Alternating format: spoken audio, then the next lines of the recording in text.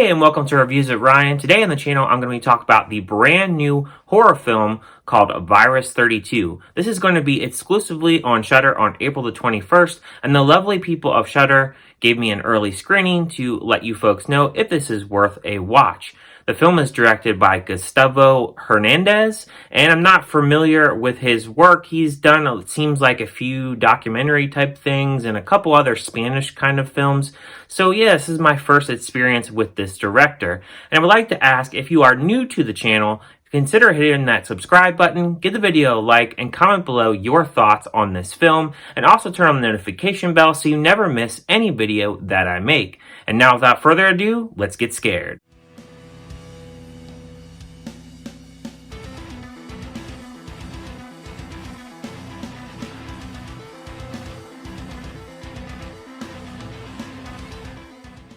A rapid spreading virus which transforms people into intelligent, ultra-violent, extra-fast zombie hunters.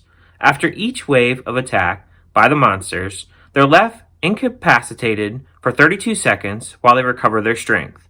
The film stars Rajid Cesar, Sofia Gonzalez, Daniel Hendler, and Paula Silva.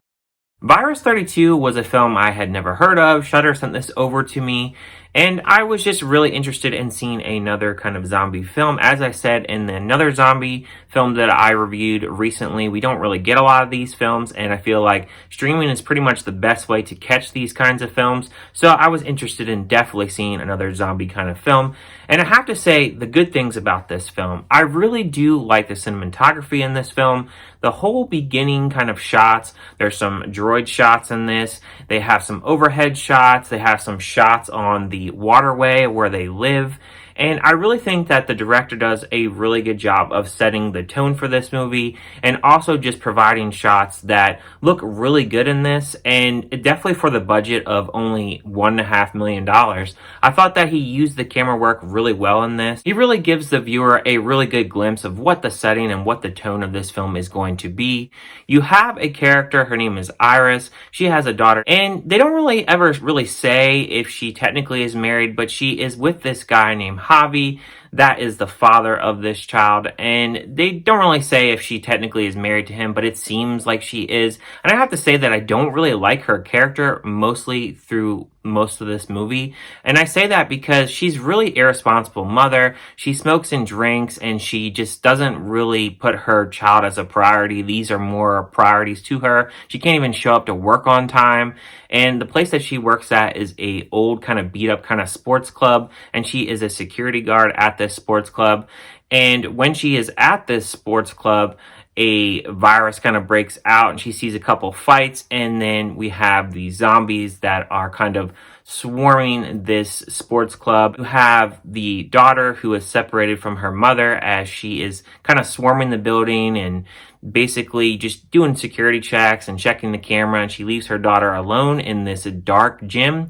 Why, I have no idea, but again, that's because she is a more irresponsible mother in this film. There is kind of a side story in this film as the daughter is missing when everything is going on. She does meet up with this guy named Lewis, and I'm not really going to say what that part is really about to kind of give you a little bit of mystery for this film, but I have to say that that side plot, it was okay to me. I really thought that in the end, when that side plot kind of winds up, I really didn't really think that that really added a ton to the film. It seemed kind of a little bit of a waste of time. I also wish that in this film that even though we're kind of spending this side story with Lewis and Iris in this, I really wish that we had a little bit more chaos with the zombies. We do get a little bit of that towards about the last 15-20 minutes of the film. I love a good swarming of zombie scenes, and there is one part where she's getting chased up these steps. I really enjoyed that scene. I wish we had more of that in this. And I also wish that we would have gotten a little bit of backstory as to what caused this whole virus to even happen in the first place. And I think because the budget in this film, there really isn't a lot of all that backstory, and there's not, any other kind of locations in this, the blood and the gore and all that stuff. This film isn't really bloody or really gory. There's a little bit of blood here and there, but it's not really crazy where, you're at Walking Dead or something like, people getting ripped to bits, anything like that. This film doesn't really have that, and that was a little bit disappointing because I really wanted more of that. I really just love a good zombie film like that, and I'm just hoping that one of these days I'll get a really good zombie film that I can watch where people are just getting torn to bits. I really enjoy that. I really like the unique aspect that these zombies have like a 32-second point where they are basically getting recharged. I thought that was really unique and a really good touch to add to the film.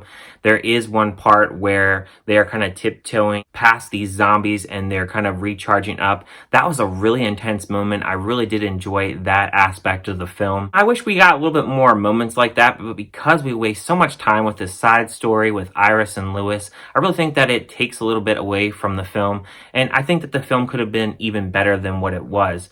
I think for me on this film, I'm going to give it a score of a 2.5 out of 5. It's okay. I don't really think it's a bad film. I didn't mind the watch on this. It is in Spanish, so you have English subtitles on this. So that was a little bit different to watch. I love to watch, different foreign films and what they have to offer, especially the different kind of directors and what they can offer. I think this is an okay film, and I think that, you'll at least enjoy this to watch one time, but I don't really think that it's worth more than one watch.